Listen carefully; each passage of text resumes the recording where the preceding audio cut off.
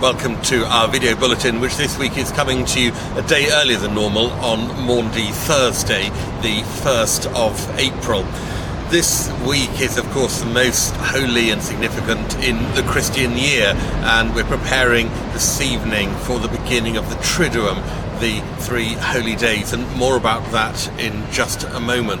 But we're also looking as a city and as a nation on to the summer and beyond as restrictions begin to ease. And I want to give you just a flavour of how things are beginning to open up. We've already got an awful lot of events in the diary for later this year. From maritime events to the Lord Mayor's civic service, we've got some commemorations, we've got celebrations. In-house we've got some events coming as well, working with members of the congregation on a poetry evening, again, which we've done before, but that will be on the 12th of June, when the regulations will by then permit us to do that.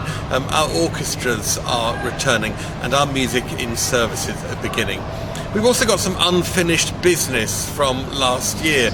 You'll remember that when Louis Johnson left us in order to get ordained, we weren't able to give him more than a video farewell. Just imagine the pain that I had to go through buying a packet of Monster Munch and eating it for the greater glory of paying tribute to Louis' absolutely appalling diet. Well, I'm sure his diet hasn't changed, but his clothing has. He now wears a collar, and we're going to be inviting him back. This is our second attempt at inviting him back. He'll be back on Sunday the 2nd of May, when we will start again our monthly choral evensong. So 6 o'clock on the 2nd of May, we'll have Louis coming to preach for us, and hopefully he'll bring some of his new congregations with him. So the year ahead does look bright and looks exciting, and the weather shows that spring and summer is on its way. But for the next 3 days we're going to be focused on the journey of Jesus to Golgotha and to that moment of resurrection and the empty tomb. And so tonight at 7:30 we'll be having our Maundy Thursday Eucharist of the Last Supper. We won't be able to share in an agape meal, but we invite you to bring offerings for the food bank so that we are sharing our food with those around us. We won't be able to wash feet tonight, obviously, but we can still commemorate that night before Jesus died. And then tonight, at the end of our service, the sacrament will be taken to the altar of repose, and the church will be stripped of all its furniture and dressings and adornment, and we'll have a bare and empty church. And we'll keep the watch of the Passion until 10 o'clock, and if you're able to stay, then stay for as long as you wish within that time. We'll end at 10 o'clock with the reading of the narrative of the betrayal.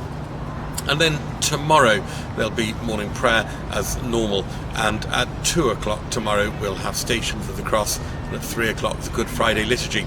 Again, there'll be some changes this year. We won't be able to do everything in the normal way. We won't be able to venerate the cross in the way that we would normally do so, but we can in a different, adapted way. And then on Holy Saturday in the evening, we have the Vigil and the first Eucharist of Easter. The Vigil, when we hear the tale of God's relationship with humanity from creation through to the fall, through to the rebirth in Jesus Christ. And as we hear about Jesus, the new Adam, in our reading from Romans on Saturday evening, we get ready to greet the risen Christ, and we throw the lights of the church on and we celebrate. In other years we would then drink champagne afterwards. Sadly we won't be able to this year, but of course I'm not stopping you drinking champagne when you get home or at any other time.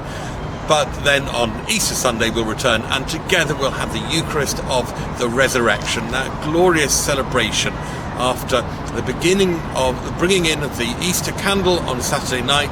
The Easter candle will be there for us all to enjoy and to be with each other in a distant, non-mingling, sanitised way on Sunday morning. So please do come to any of the Holy Week services over the next 3 days if you're able, but especially I look forward to seeing you on Sunday morning as we celebrate the risen Christ. Whatever you're doing for the next few days, have a holy 3 days.